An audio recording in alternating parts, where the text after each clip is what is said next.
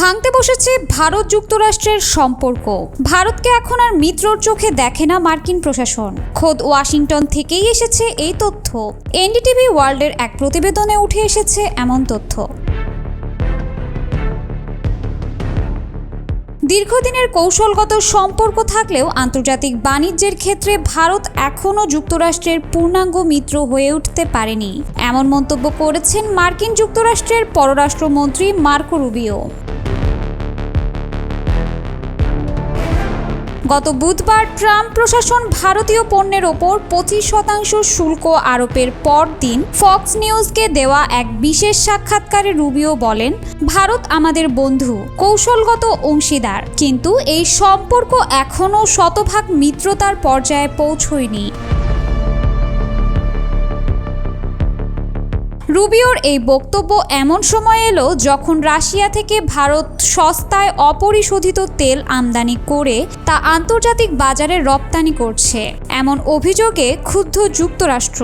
Trump প্রশাসনের দাবি, এই পদক্ষেপ রাশিয়ার যুদ্ধ অর্থনীতিকে বাঁচিয়ে রাখছে, যা যুক্তরাষ্ট্রের কৌশলগত স্বার্থের পরিপন্থী। মার্কো রুবিও বলেন, ভারত বড় দেশ, তাদের জ্বালানির চাহিদাও স্বাভাবিকভাবেই বেশি, কিন্তু তাদের সক্ষমতা রয়েছে আন্তর্জাতিক বাজার থেকে প্রতিযোগিতামূলক দামে জ্বালানি কেনার। তা সত্ত্বেও তারা নিষেধাজ্ঞার আওতায় থাকা রাশিয়া থেকে তুলনামূলকভাবে সস্তা তেল কিনছে। এটি কেবল যুক্তরাষ্ট্রের নয়, আন্তর্জাতিক বাজারের জন্যও অস্বস্তিকর।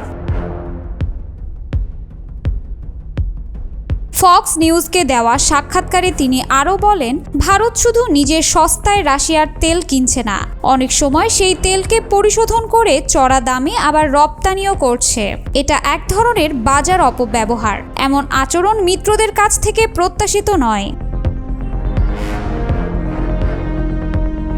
রুবিওর মতে, প্রেসিডেন্ট ট্রাম্প এই পরিস্থিতি নিয়ে হতাশ। তার মতে, ভারতের এই বাণিজ্য নীতি রাশিয়াকে ইউক্রেন যুদ্ধ চালিয়ে যেতে পরোক্ষভাবে সহায়তা করছে। এই মন্তব্য এমন এক সময় এসেছে যখন যুক্তরাষ্ট্র ভারত সম্পর্কে উত্তেজনা বেড়েই চলেছে। সম্প্রতি ঘোষিত শুল্ক, বাণিজ্য ঘাটতি এবং জ্বালানি কেনাবেচা নিয়ে দুই দেশের মধ্যে মতপার্থক্য এখন অনেকটাই প্রকাশ্য। অন্যদিকে ইরানের সাথে বাণিজ্যে জড়িত থাকায় ভারতের 6টি কোম্পানিকে নিষেধাজ্ঞা দিয়েছে যুক্তরাষ্ট্র।